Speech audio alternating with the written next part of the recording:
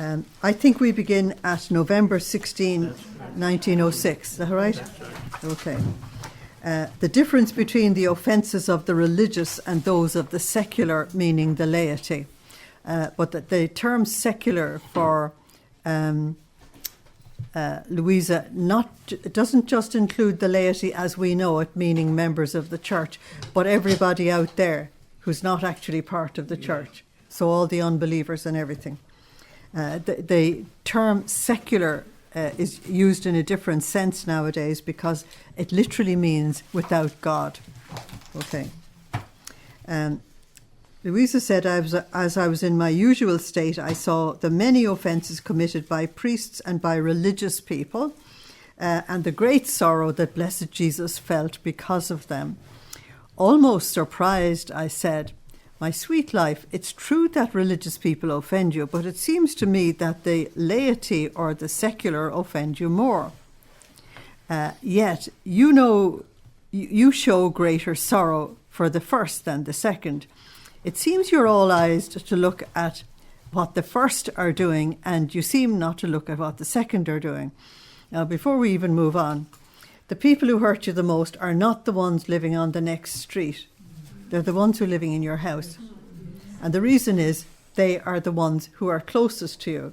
They're the ones who are committed to you. Okay? And that's the logic of what Jesus is saying. And he said, my daughter, you cannot understand the difference that exists between the offences of the religious and those of the laity. That is why you are surprised.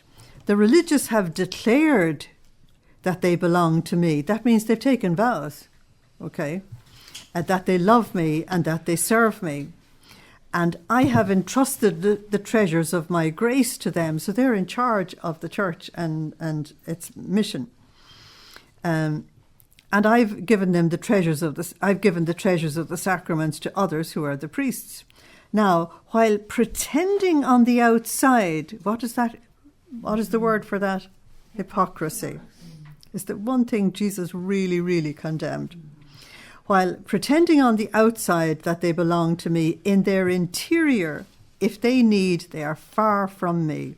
Now, that's literally Matthew 15, verses 1 to 10. Matthew 15, verses 1 to 10. This people honour me with lip service, but their hearts are far from me. Also Psalm 5, verses 5 to 6. Psalm 5, verses 5 to 6. They show that they love me and serve me, but they offend me, and they use holy things to serve their own passions. Now, that is a very specific insult to the Lord. Beside that, I want you to put Habakkuk 1:13. H-A-B-B is Habakkuk. Habakkuk 1:13. Lord, your eyes are too holy to look upon sin. That's what that says. This is why I am all eyes, so as not to let them spoil my gifts and my graces. But in spite of my cares, they reach the point of wreaking havoc with those very things with which on the outside they seem to be glorifying me. That was precisely the problem that Jesus had with the scribes and Pharisees. This offence is so grave that if you could understand it, you would die of heartbreak. On the other hand, the secular or the laity declare that they don't belong to me and they don't know me. Now, very particularly those who are outside the church. And that they don't want to serve me. And because of this, first of all, they are free of the spirit of hypocrisy, which is what the problem of the others, which is the thing that displeases me the most. So put beside that Matthew 23, where Jesus gave a terrible indictment to the scribes and Pharisees because of hypocrisy. Therefore, since they have declared themselves, I have not been able to entrust my gifts to them, even though grace excites them, it fights them, it has not given itself because they don't want it. It happens, we would say it's the same as if a king who, having waged battle to free the people from the slavery in which they were kept by other kings, they managed by force of blood to free some of those people. And then he placed them under his dominion, providing everything for them, and if necessary, letting them live in his own residence. That's the position of the priests and religious. Now, who would displease him more if they offended him? The peoples which have remained far away from him and which he yet wanted to free are the ones that actually live with him. That's the problem of the elder brother in Luke 15. So if you put Luke 15, because the elder brother was actually still staying in the father's house. And yet he sinned greatly against the father. And yet you would get the impression from the story that the real sinner was the younger one. When the story is finished, you're not so sure about that, are you? Okay. So November the 18th, 1906. And the heading is very important. The works without interior spirit and upright intention bloat the soul. Doesn't make it grow. Now, bloating isn't a wonderful feeling, as you know. As I was in my usual state, I saw only a shadow of blessed Jesus, and he told me, "My daughter, if a food could be separated from its substance and someone else ate it, it would be of no use. Or rather, it would serve only to bloat his stomach. In other words, you get no value out of it. Such are the works without interior spirit and without upright intention, being emptied of divine substance. They are of no use and they serve only to bloat the person." Now, in spiritual language, that is pride. They serve only to make you proud. Therefore, he receives more harm than good. Therefore, things are not what they seem, is what you're being told, aren't you? Things are not what they seem. So a person can have the right clothes, they can have the right job, they can be in the right place, they can be doing the right actions, and they may not be serving God at all. And somebody else who doesn't appear to be serving God at all might be loving and kind and forgiving. It's amazing. So November the 20th, 1906.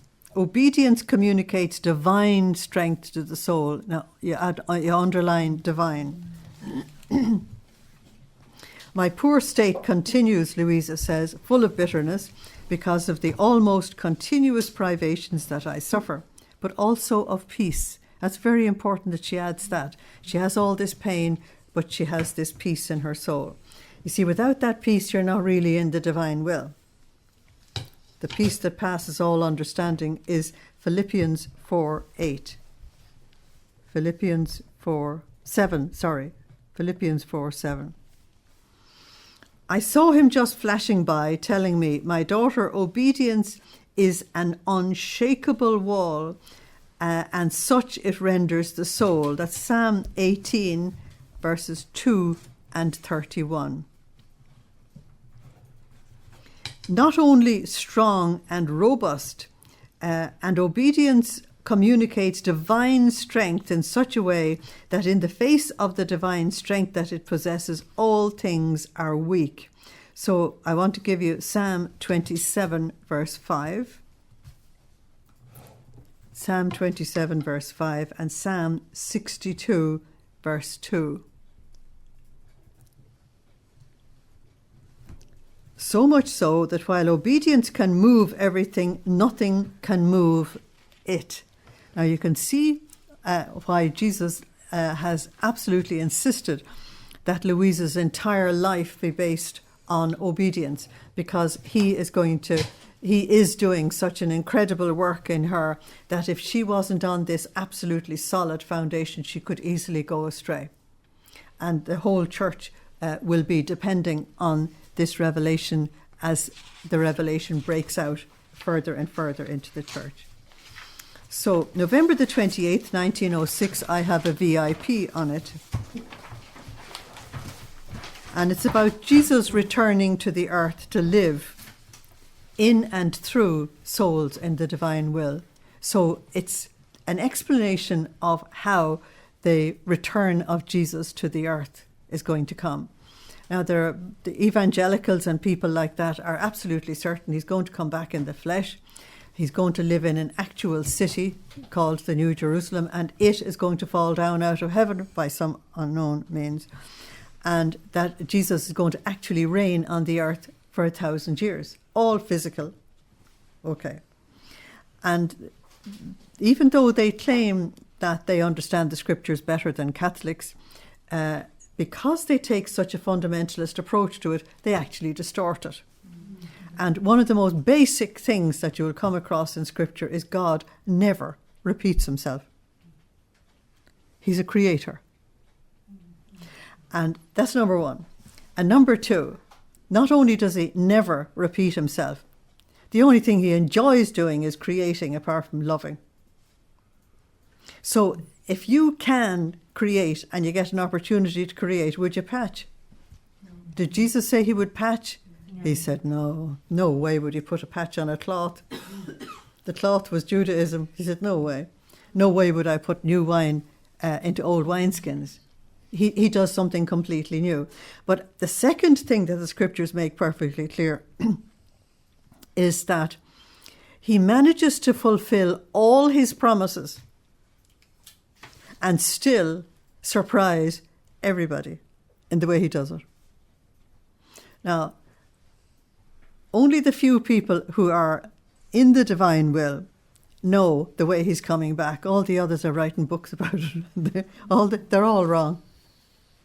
And if they knew what we knew about the return of Christ, they wouldn't believe us at all, that he would return in simple, ordinary people. Do you know what I mean?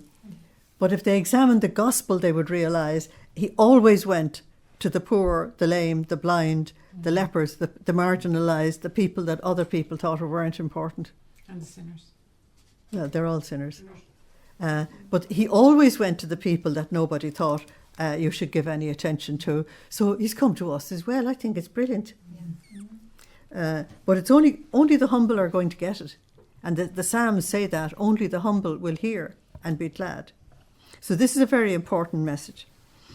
Continuing in my poor state, I just barely saw blessed Jesus, who seemed to transform all of himself into me. See how deep the divine will goes. You in me and I in you. That's John 14:21. John 14:21. If I moved one arm, I could feel him move his arm within me. So what she's trying to illustrate here is that this is a genuine reality. This isn't some mystical grace that you have to imagine in your mind, okay?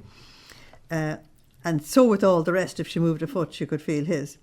While he was doing this, he told me, my beloved daughter, you need to know the language that we use for this, and that is he bilocates himself in us.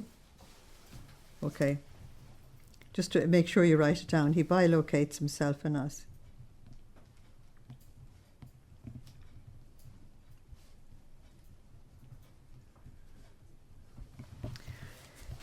And she doesn't know a big word called bilocation. Okay, so she describes the thing, that it's real. So he said, my beloved daughter, see in what close union I am with you. This is how I want you to be, completely united and clasped to me. We would say two metals soldered together, okay? And do not think that you must do this only when you suffer or pray, but rather always, always. If you move, if you breathe, if you work, if you eat, if you sleep, everything as if you were doing it in my humanity and as if your working came from me, in such a way that you should be nothing but the cortex.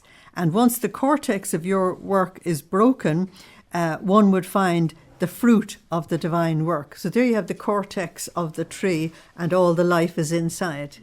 Okay, and all the work that tree is doing is on the inside.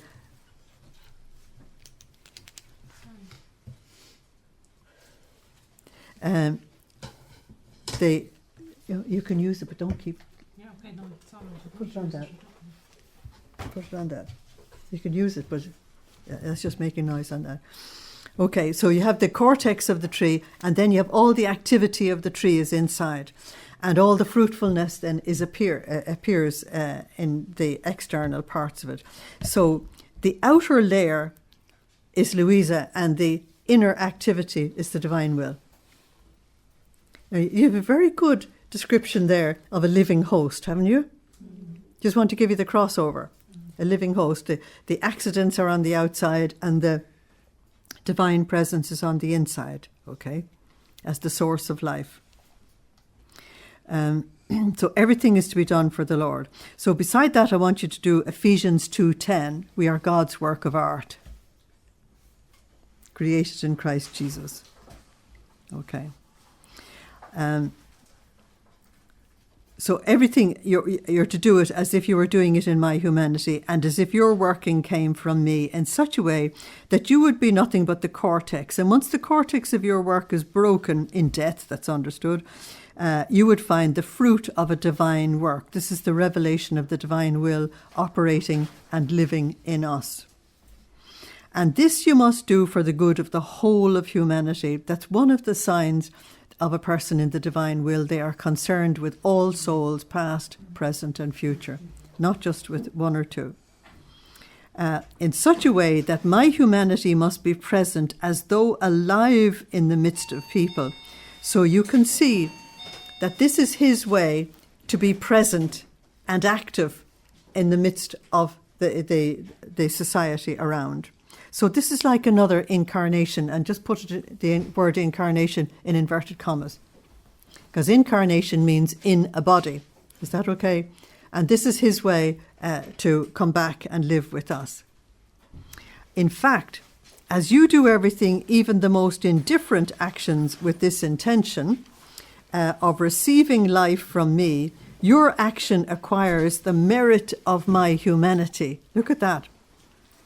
Because it's Jesus acting, living and acting in us. So our actions then acquire the merits of his humanity. Because since I was man and God, in my breathing, I contained the breathing of all.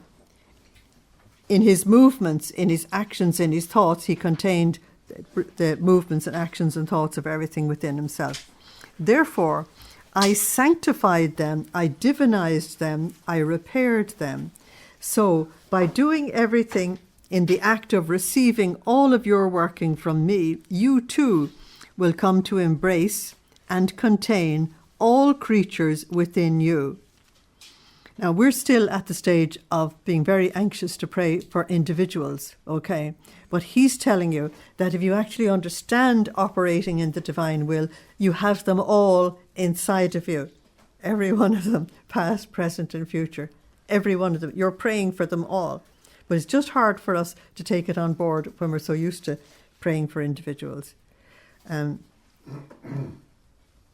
So you too will come to embrace and contain all creatures within you, and your working will diffuse for the good of all.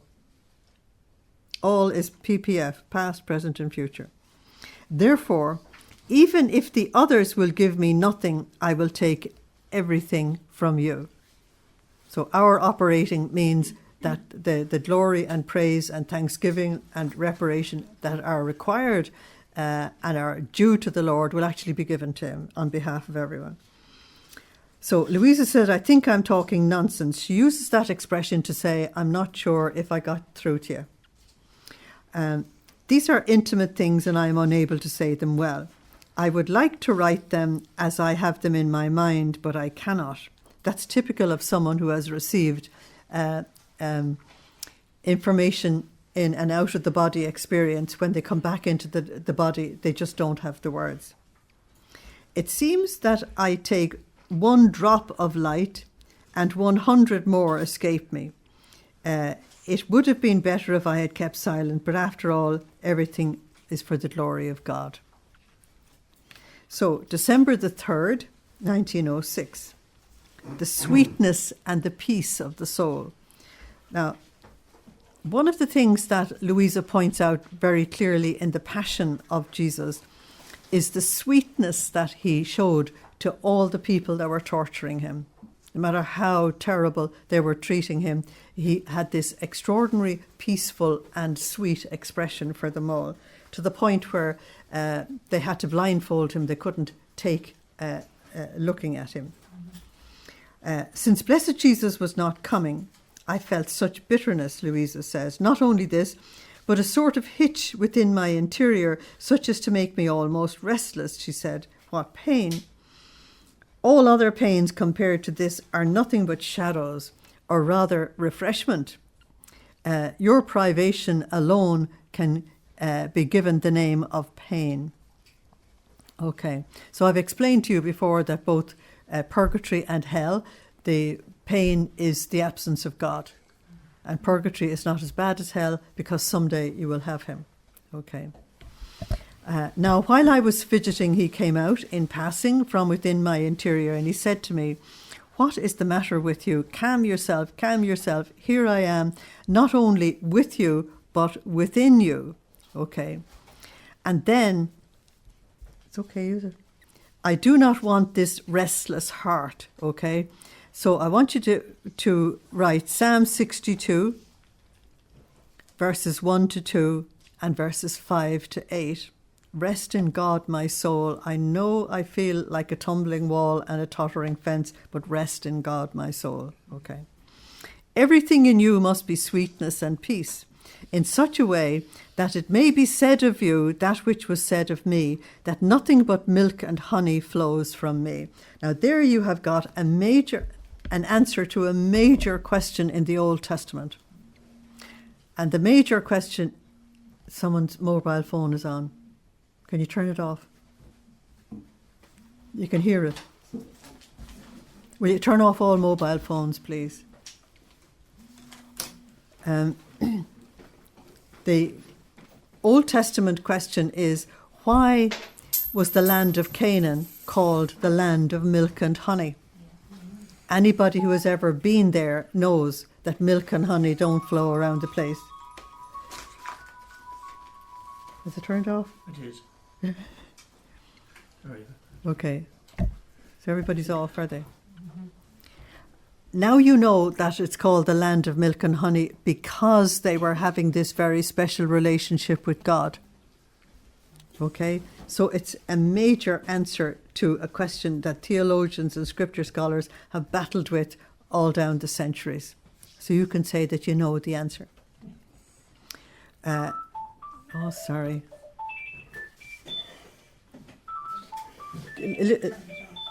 Turn it off. The left button, turn it off. Left button.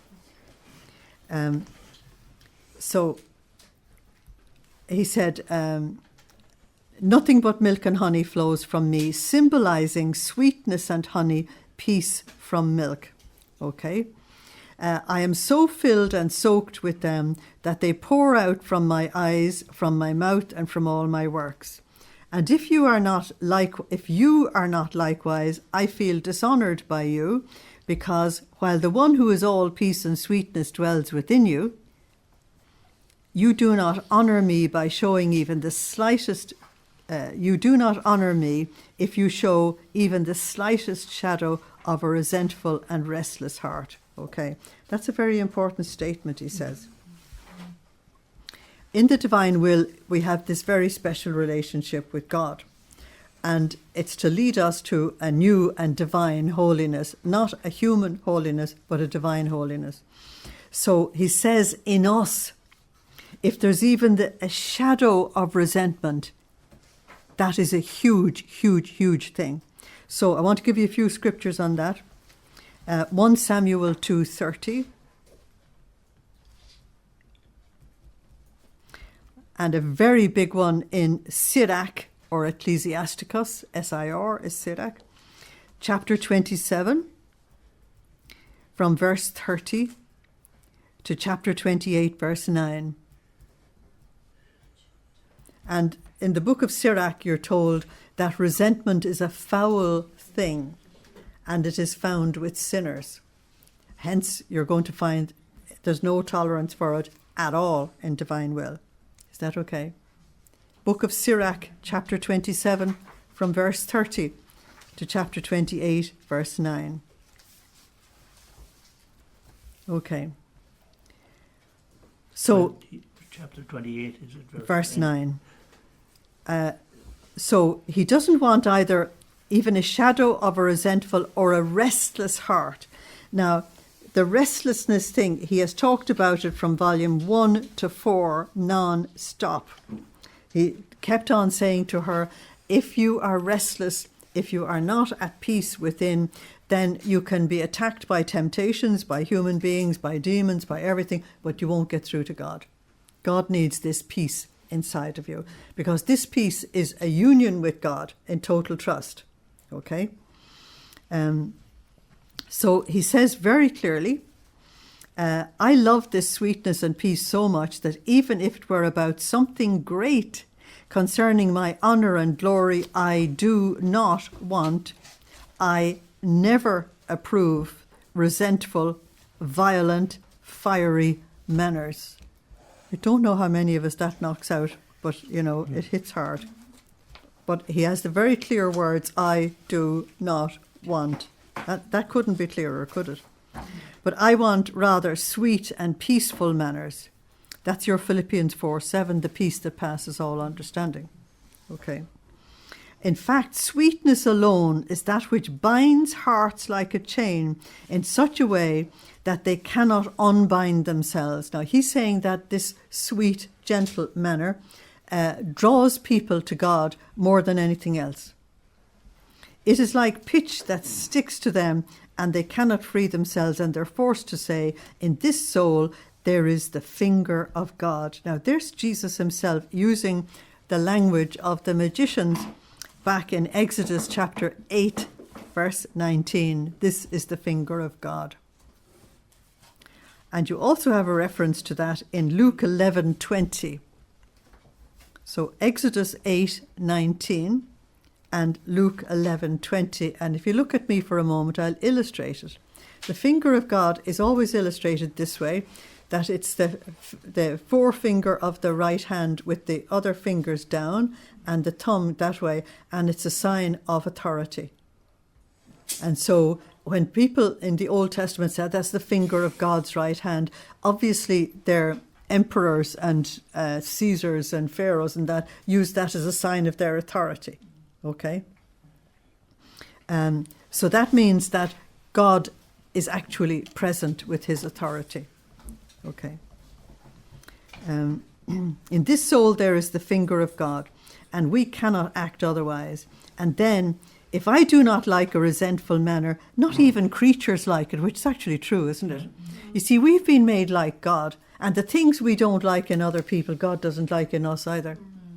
Okay. If one speaks about or deals with things, even of God, with manners that are not sweet and peaceful, it's a sign that he does not have his passions in order. My goodness, what would he have said about when we were young and the Redemptorists were thumping the altar, shouting that God would send us to hell for even being late for Mass for 2 minutes? I don't know what he'd think of that. And they thought they were putting the fear of God in us. I don't think they succeeded, did they? It means that he does not have his passions in order. And one who does not keep himself in order cannot order others. You can only give what you have. Therefore, be careful with anything which is not sweetness and peace, if you do not want to dishonor me. So I'm going to give you a few scriptures on that one, okay, to look it up. The book of Judges, chapter 14 and verse 14. Book of Judges 14:14. Psalm 119:103. Psalm 119 verse 103. Philippians 4:18. And 2 Corinthians 2:15.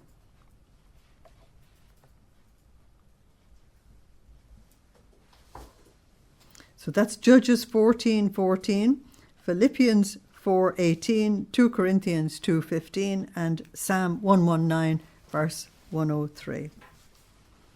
So December the 6th, 1906. Jesus hides to see what the soul will do. This is a very, very simple incident, but it's actually more important than you think. Continuing my state of almost total privation, at the most he comes like a flash or a shadow. I was saying in my interior, life of my life, how is it that you're not coming? Oh, how cruel you have become to me, how hard your heart has become as you reach the point of not listening to me. Where are your promises? Where is your love, since you leave me abandoned in the abyss of miseries? Yet you promised me that you would never leave me, Joshua 1:5. You told me that you love me, and now? And now, she said, you yourself told me that it is from one's constancy that it can be known whether one really loves you. That's the reference to the very first thing in this volume. And if there is no constancy, one cannot rely on this love. So how is it that you want it from me, who does not form your life, and then you who are my life deny it to me? She doesn't let him off with much, does she? No. But who can say all of my nonsense? She said, I would be too long. In the meantime, he moved in my interior. He's there all the time, raising his arm in the act of sustaining me, and he says, I am within you. Luke 17:21. And I hide more in you to see what you will do. I have failed in nothing, neither in promises, nor in love, nor in constancy. If you, imperfect, do it, I do it in the fullness of perfection towards you. Now, she doesn't go on with explaining this. She was probably too shocked. But the Lord is saying, sometimes people say, well, I prayed and I did all the right things and I did my fasting and all the rest of it, and he didn't answer me. I didn't get the result I wanted. And we do not take into account that the Lord wants your growth more than anything else. He wants you to grow in union with him more than anything else. And very often he does what is generally called the cliffhanger move. Have you heard of the cliffhanger move before? The cliffhanger move is that he waits until you're hanging over the cliff and the next breath you're gone and you're dead. And he wants to see, will you trust him up to and including the last breath. And if you trust him beyond reason, because you've heard me tell you before that he has told me to tell everyone to trust him beyond reason. If you trust him beyond reason and you are hanging over the cliff onto a branch, I know this, I've been there, done that, and got the T-shirt. And we say, Lord, when the branch goes, then there's only you left. Okay? Then he moves. Because what you've done is you've passed the test of trust. Let me illustrate it for you. And this is a story that I didn't make up. It's the story of a man who was able to ride a bicycle on a rope across the Niagara Falls. And he had a crowd. You've heard the story before. There was a crowd on either side. And of course, they gave him a huge roar of applaud when he arrived on the other side. So he got off his bike and he said, so I can do it, can't I? And they said, yes. He said, someone get up on the back and come with me. And out of a crowd of thousands of people, not one offered to join him. Now that's the way Jesus is. He says, you know I can walk on water. You know that I've actually done it. How about following me? Because to me, walking on water means that you are walking in total trust. You're just trusting him. You're not looking at the circumstances around you. You're just saying, I'm keeping my eyes on you, and that's it. I'm just trusting. And people will agree with it on paper, and they'll clap anybody who does it. But let them step out and do it. It's a different matter. You know, you can put a mat down on this floor and say, would you walk on it? You say, of course I'll walk on it, no problem. But the same mat over a gorge with a 300-foot drop, will you walk on it? No way. It's a different matter altogether. Because the second time, there's no floor underneath. And so the first time is not a test. The second time is. So Jesus said to Luisa, I hold back to see what you will do.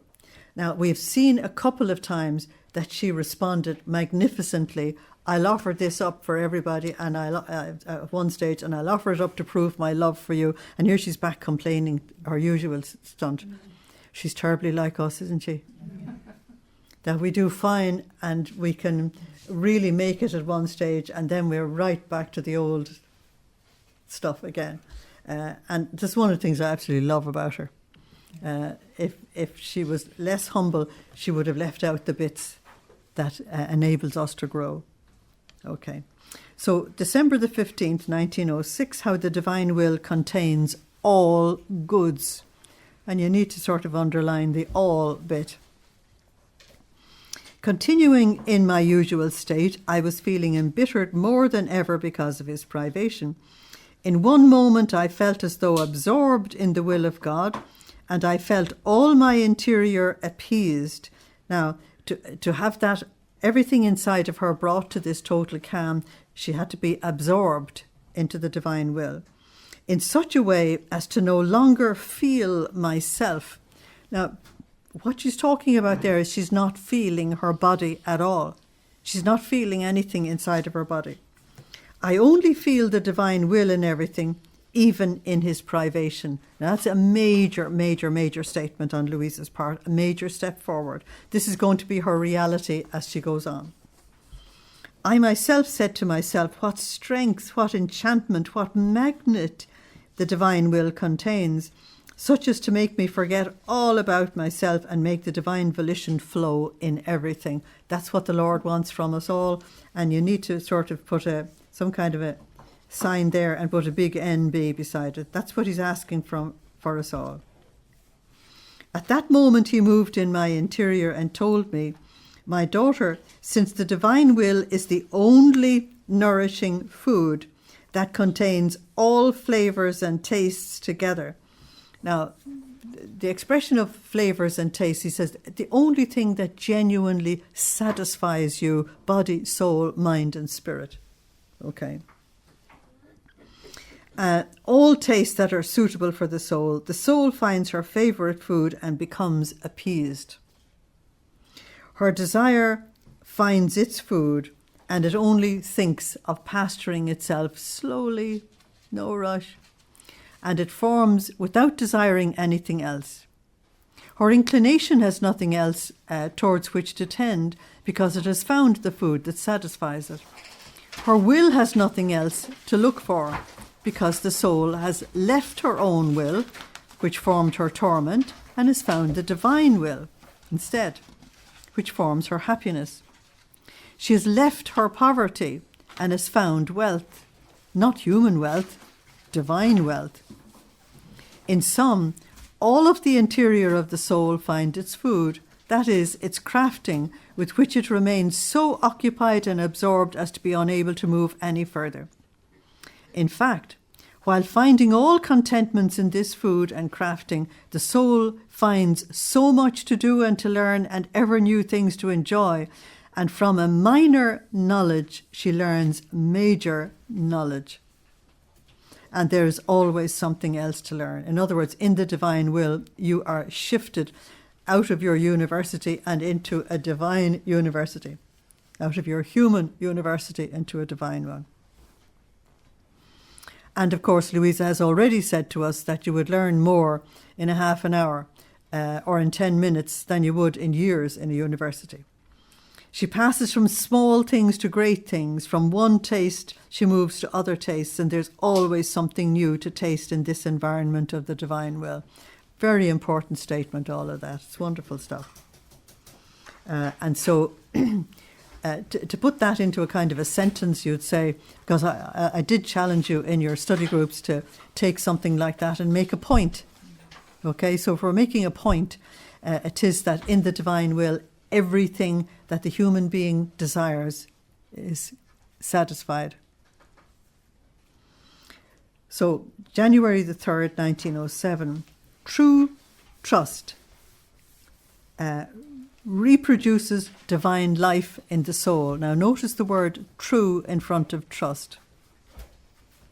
Continuing in my usual state, I saw Blessed Jesus for just a little, and he told me, my daughter, if one fears much, it is a sign that the soul relies on herself. 1 John 4:18. Because in noticing nothing but weaknesses and miseries within herself, she naturally and justly fears. In other words, if you're concentrating on the cracks, you'll be afraid to do anything. On the other hand, if one fears nothing, it is a sign that she relies on God. There's the bicycle going across the rope on the Niagara Falls, okay? If she fears nothing, it's a sign that she relies on God. Because in relying on God, her miseries and weaknesses are dissolved in God. Look at that. Dissolved. Did you notice? And as she feels invested by the divine being, look at that language. It is no longer she who operates, but God operating within her. So what has she to fear? As Psalm 27:1. What have you to fear? The Lord is my light and my help. Therefore, true trust reproduces divine life in the soul. I want to give you a few scriptures now. I want to give you 1 Timothy 4:10. 1 Timothy 4:10. 1 Peter 3:5. Ephesians 1:12. Jeremiah 17:7. And Galatians 2:20, I no longer live, Christ lives in me. Now notice the miseries and the weaknesses dissolved in God. Because of the way we were reared and trained and taught and all the rest of it, and not reared and not trained and not taught, okay, we are inclined to think of our miseries and our weaknesses and our disadvantages and all the rest of it. And if you think of them too much, you actually can't go forward. It just isn't actually possible to go forward. And so the Lord says, look, will you trust me and just throw yourself into the divine arms and forget about the problems? Is that okay? Is everybody comfortable or too hot or anything? Okay. So January the 5th, 1907, I have a VIP on this one. True sanctity consists of receiving anything that may happen to us as a speciality of divine love. Now, you're going to love this one, particularly during the week. Okay. So let me repeat this again. This is for operating on during the week. True sanctity consists of receiving anything that may happen to us as a speciality of divine love. There's something happening to me at the moment, and I'm not tempted to see it as a speciality of divine love. Saying, okay, I surrender and all the rest of it, but looking at it as a speciality of divine love. Do you see the challenge? Okay. Having read about a soul who had scruples about everything and who feared that everything might be sin, I was thinking to myself, how lax I am. I too would like to think of everything may be sin so as to be more attentive not to offend the Lord. And when Jesus came, he told me, my daughter, this is nonsense.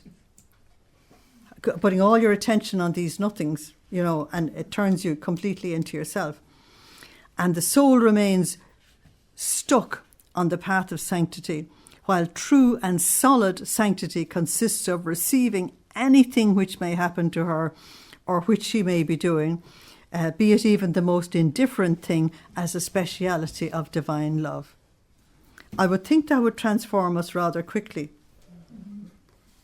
But if you pass your test first go, would you let me know? Just as it would be if she found a food enjoyable or disgusting. Now watch this. You're going to get a couple of examples of specialities, okay? A speciality of love in the enjoyment, thinking that it is Jesus that produces that enjoyment in the food and that he loves her to the point of giving her pleasure even in material things, okay? Number 2, Lent is coming. A speciality of love in the disgust, thinking that he loves her so much as to produce that disgust for her in order to make her similar to himself in mortification. giving her himself a little coin that she can offer to him. Now, there's the divine currency. And more you're going to hear about the divine currency, that things that cost you a little can be used as divine currency to get souls. Thirdly, a speciality of divine love if she's humiliated, if she is exalted, if she's healthy, if she's infirm, whether she's poor or rich. A speciality of love, her breathing, her sight, her speech, everything. And just as she must receive everything is a speciality of divine love. She must give everything back to God as a special love of hers. Now, it's one thing to receive it as a speciality of divine love. It's quite another matter to turn around and offer it to him as a speciality of love coming from you with gratitude and all the rest of it. So she must receive the wave of the love of God, and she must give to God the wave of her love. Oh, what a sanctifying bath is this wave of love. It purifies her, it sanctifies her, it makes her advance without her even realizing it. I think that's lovely, isn't it? It is a life more of heaven than of earth. And this is what I want from you. Sin and the thought of sin mustn't even exist for you. Because you see, that belongs to back there. It doesn't belong to now in the divine will, and it most certainly doesn't belong in the future. So that's 1 John 3:2. 1 John 3:2. Those who are truly in union with God do not sin. Okay. So January the 10th, I have a VIP on this one. And it says, the evil of one's own taste. Now, instead of the word taste, would you write beside it? Now, don't knock it out or anything, but write beside it, satisfaction. Your own satisfaction. And put a little stroke, whims. And another little stroke, wants. So instead of taste, the evil of one's own tastes, satisfactions, whims and wants. Then you have it. The translator likes the word taste, so he uses it quite frequently. But then, of course, if he's Italian, I'd understand that. As I was in my usual state, blessed Jesus came for just a little, and he told me, my daughter, the attachment of people to their own satisfactions, whims, preferences, tastes, wants, do you see that where I'm trying to elaborate on it for you, is such that I'm forced to contain my gifts within myself. In fact, instead of becoming attached to the donor, that's himself, they become attached to my gifts, idolatrizing my gifts to the offense of the donor. Let me give you an example of this, because we've had some of this problem. We've had a lot of it in America and some of it in Ireland as well. There have been some famous people in America in the last century who became absolutely famous as healers. Okay. Now, if they presented themselves to everybody as I am the great healer, 0 out of 100. The gift belongs to the Lord. They were just the people the Lord was actually using. And if they presented themselves as the healers, then it meant that they were using it for their own benefit, for their own glory, their own whatever. And it's exactly the same if a gift of teaching has been given and you present yourself as the great teacher, you've missed the bus, the train, the airplane, everything. You see that you can use the gift wrongly and it can end up no use to you or anybody else. Is that okay? Whereas in the divine will, all the time we realise it is the Lord who's playing the tune. Now, I don't know if you remember the days when we watched Tom and Jerry. You might be too sophisticated or too old or too something, but I'm not. And I've always loved Tom and Jerry as a most perfect parable of the relationship between the clergy and the laity. It's absolutely perfect. Perfect. I remember telling that to a bishop and he looked at me and I said, you don't watch Tom and Jerry, do you? I said, you need to. You'll learn a lot about the church. And anyway, so Tom is pretending to be a great pianist or whatever it is, and he has got this magnificent pianoforte, and he's got the audience out, and the audience are all clapping and everything, and he bows and he takes it all and all the rest of it. Next thing, the lid comes up and Jerry is inside, and Jerry was doing all the... So one person is taking all the glory and the other one's doing all the work. Perfect image of the church. The laity do an awful lot of work that other people take glory for. Do you know what I mean? But that's only a humorous side to it, you know what I mean? But it's to keep our eyes on the donor and what he wants to do and what he wants to accomplish, and to keep ourselves in our native nothingness is absolutely fantastic. That means then that some gift that God has given to you won't actually destroy you. So they become attached to their gifts, idolatrizing my gifts to the offense of the donor. So if they find their own satisfaction, I think is a very good word, they act, or rather they do not, just to satisfy their own wants or whatever it is. In other words, the problem is self-indulgence. Okay. And if there's no satisfaction in it, they don't want to do it. So they're not actually serving God. They're just serving themselves. So one's own taste or satisfaction forms a second life in many people. But miserable ones, they do not know that where there is your own satisfaction present, the divine taste can hardly be there, even in very holy things. Now notice, very holy things. So, in receiving my gifts, graces and favours, the soul must not appropriate them as her own things, making of them a satisfaction for herself. She must keep them as divine gifts, using them in order to love the Lord more and be ready to sacrifice them to that very love. So there's the problem of self-indulgence in holy things. Very simple example of self-indulgence in holy things, found frequently in people who are starting out an ordinary spiritual life, now not divine will, and they're getting into a prayer life, and they will pray for hours and hours and hours when they're enjoying the prayer, and when they come into aridity in prayer, they won't say a solitary word. And so they have to be helped by a spiritual director to know that you don't indulge just because you're enjoying it, and you don't pull back just because it's difficult. In actual fact, it's in the times of aridity that you really grow, and so that's just a classic example of how people experience prayer. So I have a VIP on January the 13th, 1907 as well. Jesus wanted to suffer in his humanity in order to redo human nature. So we've heard about Jesus redoing the human nature. Continuing in my usual state, I saw my blessed Jesus flashing by, and he told me, "My daughter, how much I love souls. Listen. Human nature was corrupted, humiliated, without hope of glory or of resurgence. And I wanted to suffer all humiliations in my humanity." That's Isaiah 52:14. Isaiah 52:14.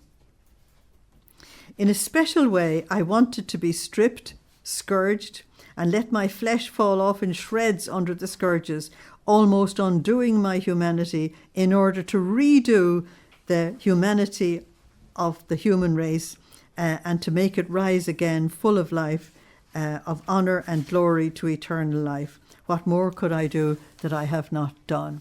So that's the same kind of thinking that you find in the reproaches on Good Friday.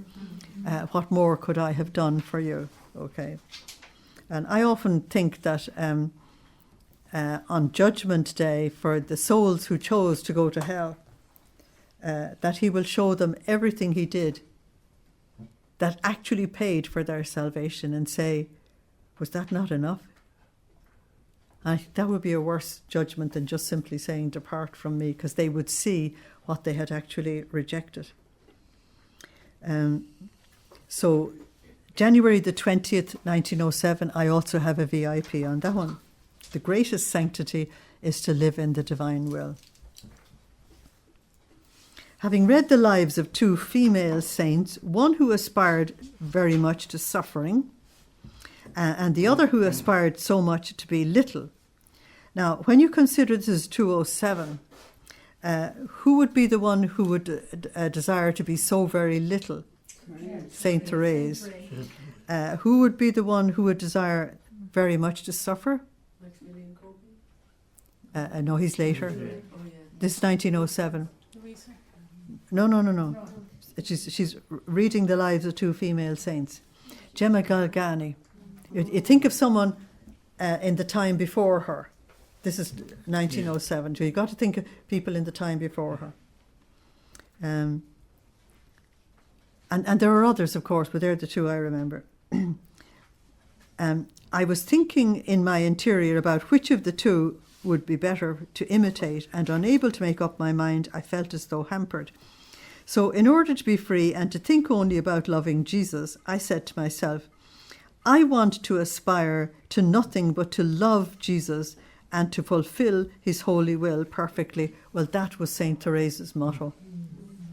That was actually St. Therese's motto.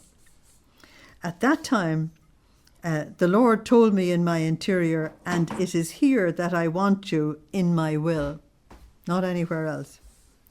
Until the grain of wheat is buried in the earth and dies completely. He's quoting John's Gospel, chapter 12, verse 24. John 12:24. Until the grain of wheat is buried in the earth and dies completely, it cannot rise again to new life and multiply itself, giving life to other grains. In the same way, until the soul is buried in my will. Now notice the word buried. That means it's over, done and dusted. To the point of dying completely by dissolving all of herself within me, she cannot rise again to new life through the rising of all the virtues of Christ that contain true sanctity. Now, what you're being told here is that a genuine death to self has got to happen for the divine will to truly triumph in us. A genuine death to self has got to happen.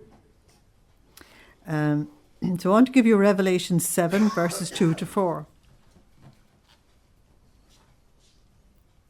And, okay, Revelation 7, verses 2 to 4.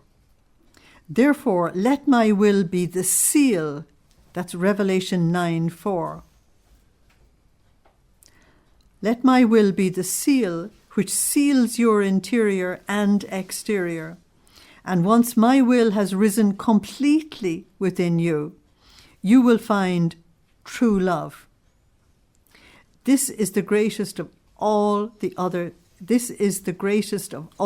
sanctities to which one can aspire. In other words, the 36 volumes are summarized in divine will and divine love. So as we're moving more and more into the divine will, we have to be moving more and more into divine love as well. So I want to give you a few references for that. This is for the love. Deuteronomy 6, verses 4 to 5.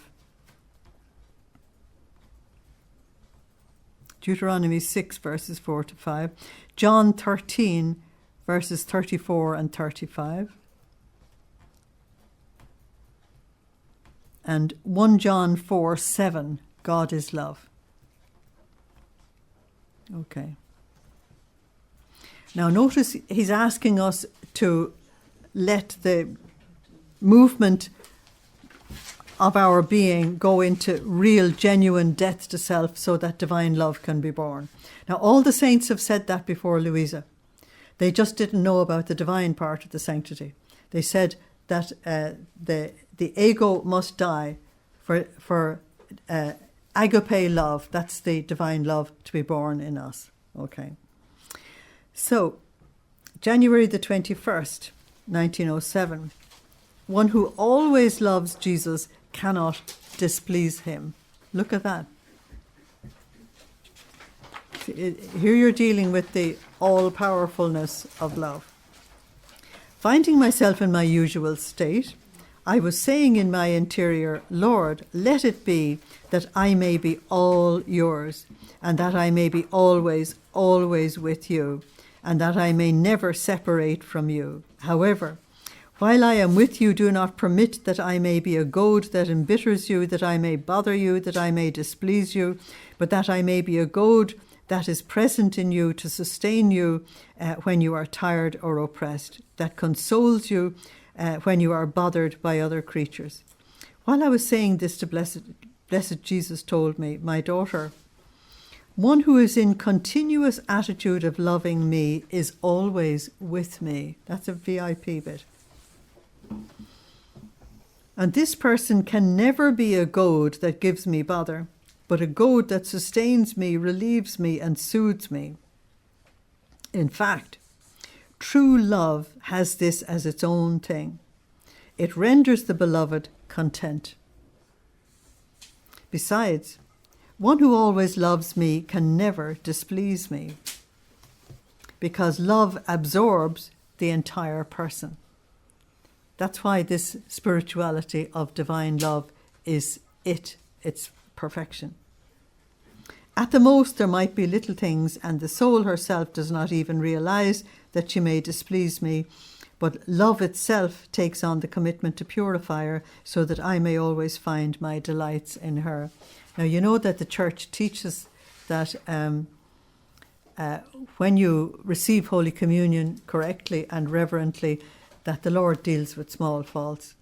He does the brushing down, and he just deals with small things. And so that's not what bothers him.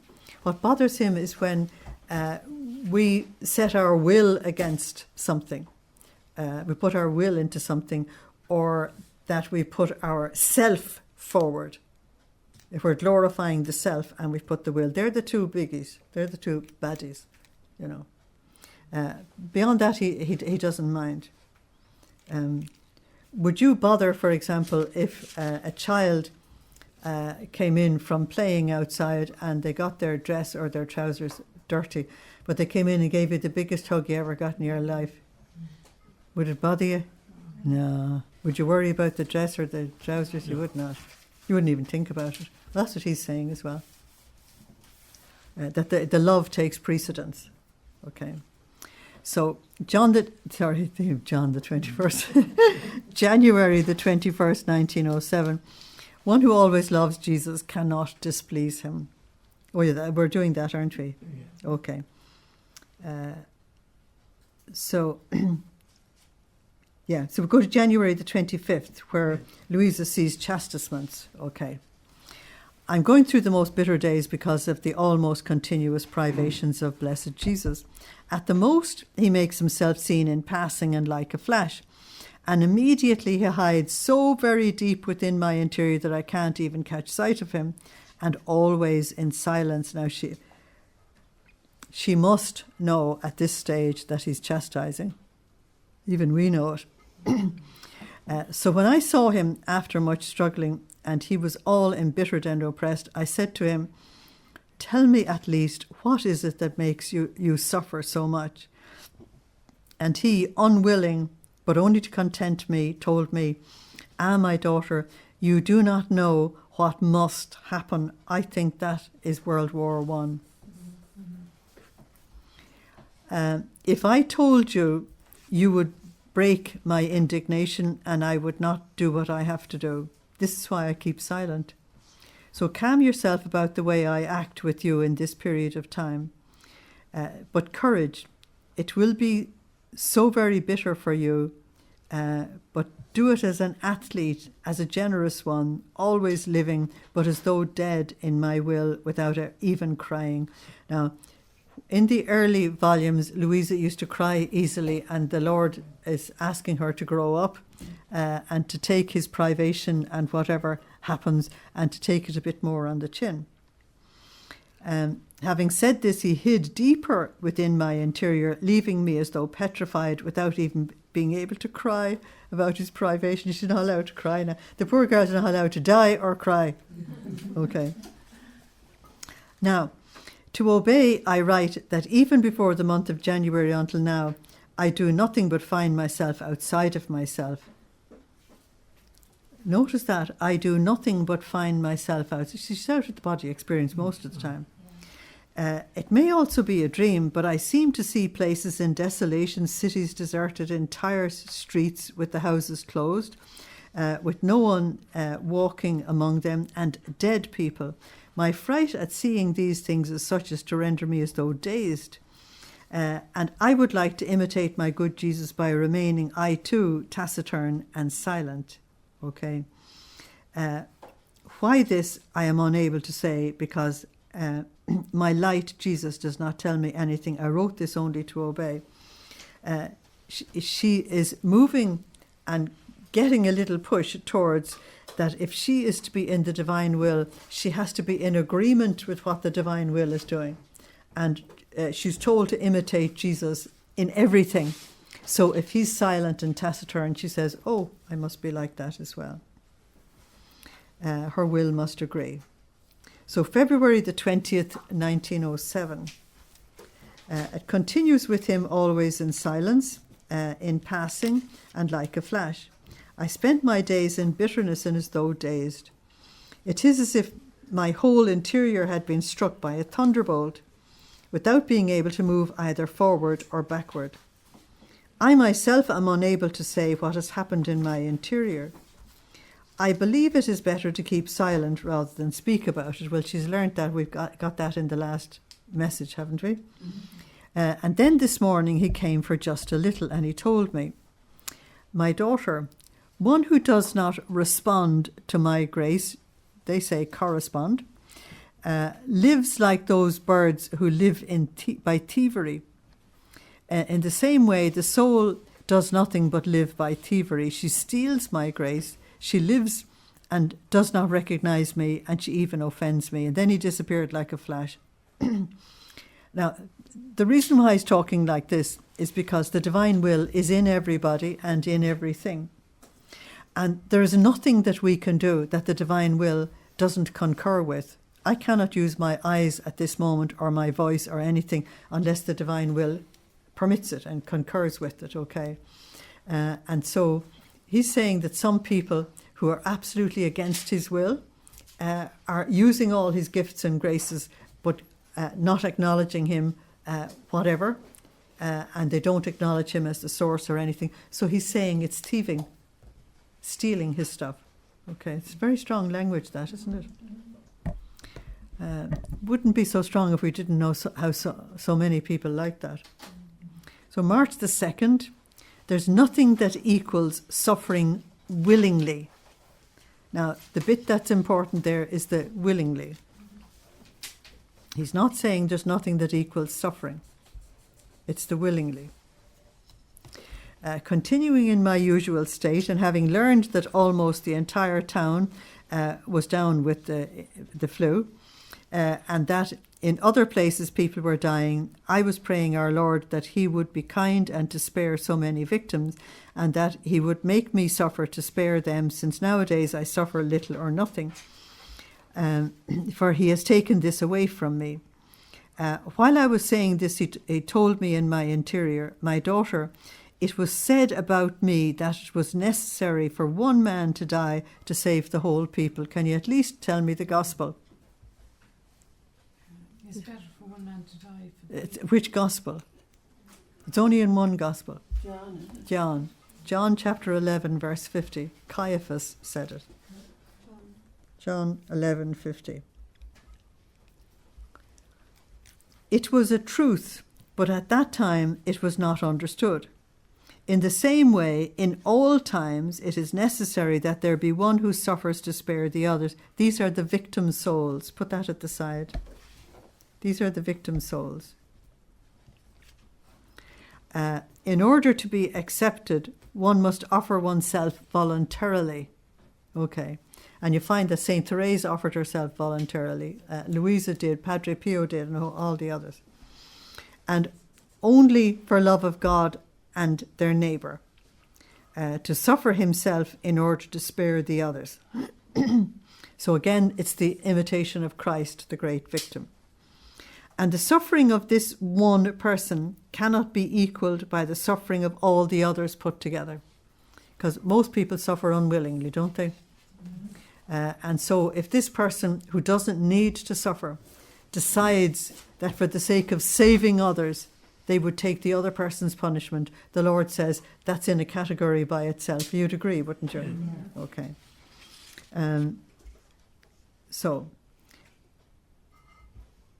And the suffering of this one cannot be equalled by the suffering of all the others put together. There's no value that matches it.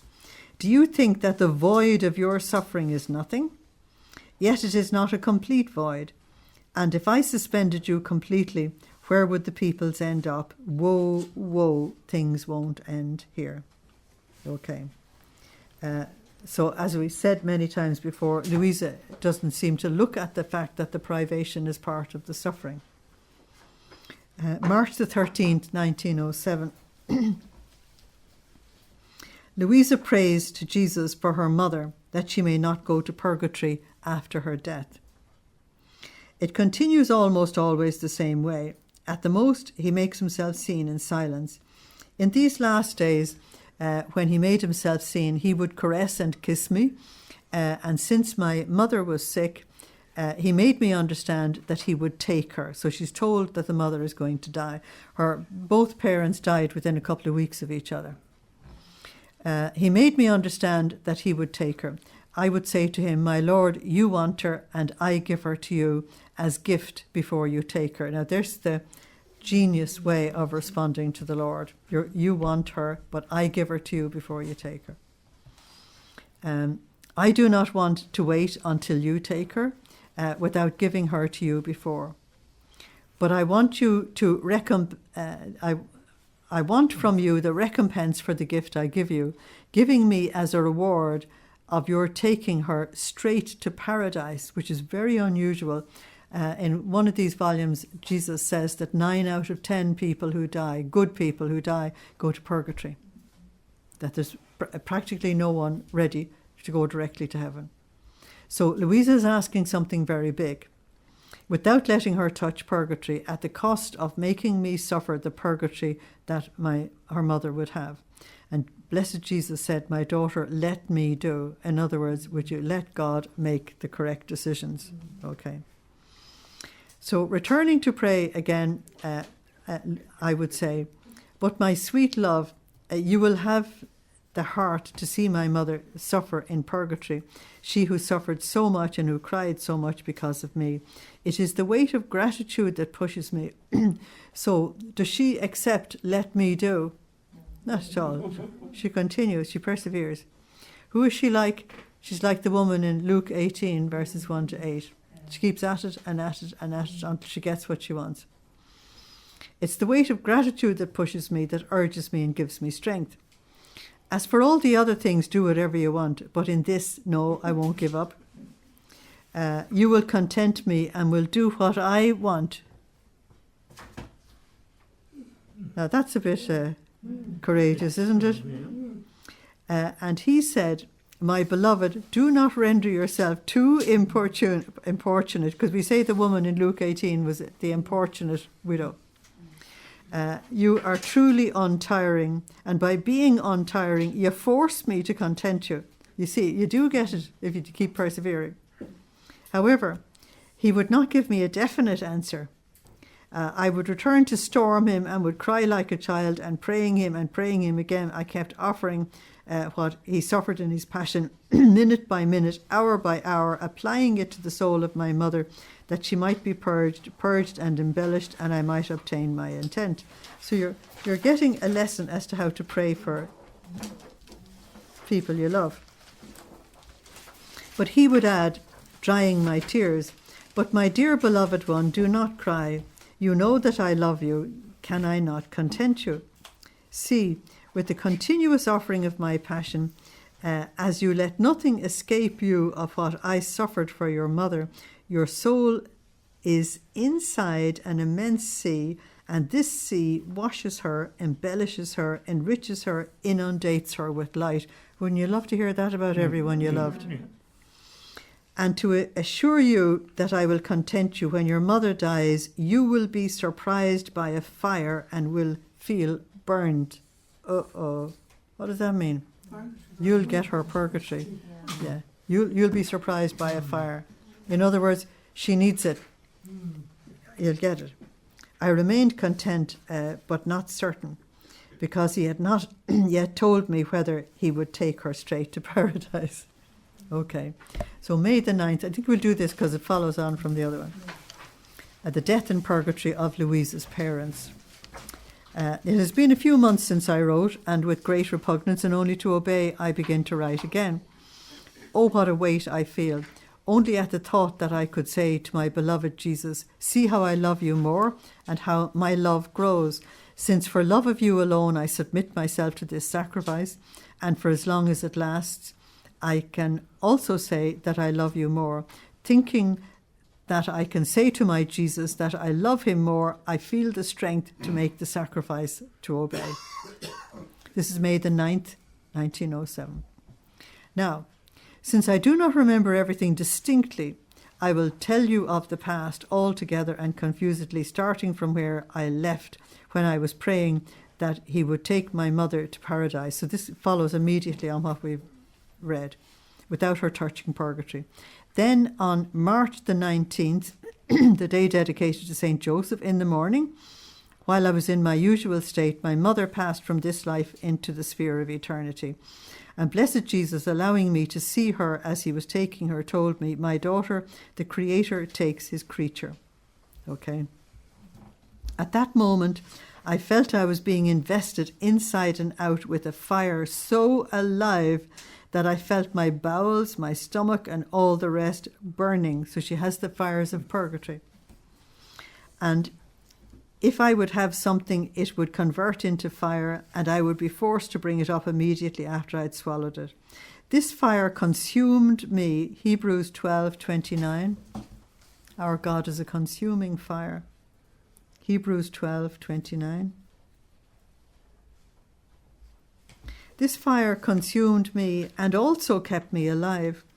Oh, how I understood the devouring fire of purgatory, which, while consuming the soul, gives her life. The fire does the office of food, water, death, and life, but I was happy in that state. However, since I had only seen that Jesus had taken my mother, but he had not showed me where he had taken her, my happiness was not full, and from my very sufferings I would draw concern, since those would be the sufferings of my mother if she was in purgatory. And seeing blessed Jesus, who in those days has almost never left me. Now, whenever she's suffering continuously, very deeply like this, he stays. I would cry and say to him, my sweet love, tell me, where did you take her? I am content that you have taken her from us, because you must keep her with yourself. But if you do not have her with yourself, this I don't tolerate. And I will cry so much until you content me. She would teach you how to pray, wouldn't she? And he seemed to enjoy my crying. He would embrace me, he would sustain me, he would dry my tears, and he'd say to me, my daughter, do not fear, calm yourself. And once you have calmed yourself, I will let you see her, and you will be very pleased. Besides, you can have the certainty that I have contented you from the fire that you feel. But I would continue to cry. She doesn't let up. If she wants to see where her mother is, she wants to see where her mother is, and that's that. So does she trust him? Not really. No, she wants to see the evidence. And I think it's important as well, because this experience gives us the courage to truly believe when we pray for others. Okay. So I would continue to cry, especially when I would see him, since I felt in my interior that something was still lacking to the beatitude of my mother. So much so that the people who surrounded me, who had come because of the death of my mother, in seeing me cry so much, thinking that I was crying because of the death of my mother, were almost scandalized, thinking that I had moved away from the divine will, when more than ever I was swimming in this sphere of the divine will. That's the strange thing about people. is that if they know that you're living a spiritual life, they won't allow you to be human. And it's terribly important to be human in front of them. The great story about St. Bernard of Clairvaux, who's called the uncrowned king of the 12th century, and set up so many monasteries, and he was famous all over Europe.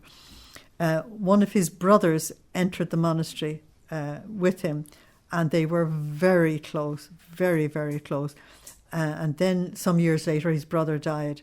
And Bernard cried so much that he scandalized the whole monastery. And they insisted that, crying or no crying, he would give the homily at his brother's death. And he said something like, well, I can't say everything he said something like, "You think because I love God that my love for my brother won't be real." He said, "You think I'm not human. And because you think I'm not human, you're not allowing yourselves to become divine.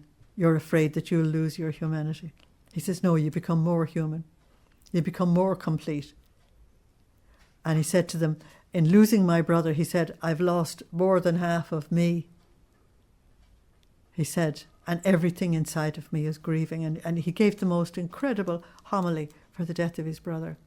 I think it's beautiful. But the people looking at Luisa have the same problem.